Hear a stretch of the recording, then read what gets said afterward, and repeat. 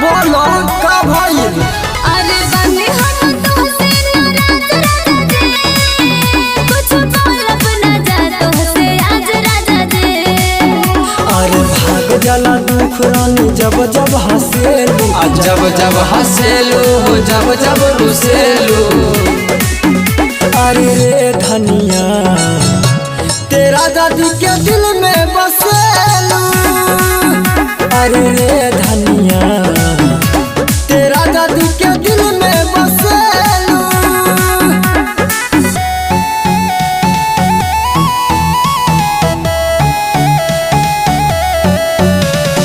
Music by मनु राज।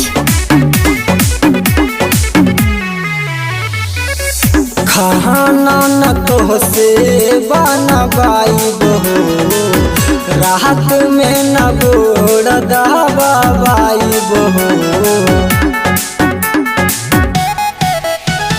रोज दिन ऐसा ना बात बोल के फसलावेला, बादे में घरवा के काम सब डांट के करावेला। सिलबट पर दिने जब मसला पीसेलू, मसला पिसेलू हमसे घुसेलू।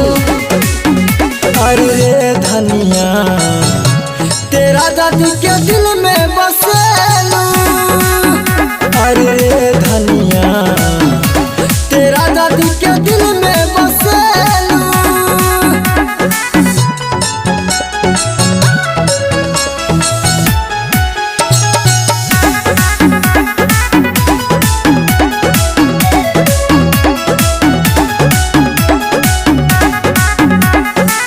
रोज तोहरा भागलपुर घुमाई बहो, चाट छोला पिज्जा हवा खिलाई बहो।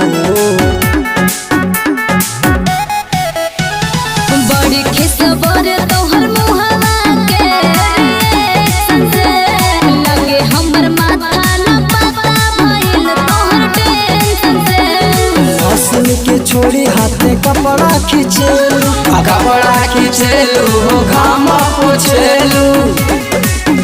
अरे रे धनिया तेरा दादी के दिल में बसेलू।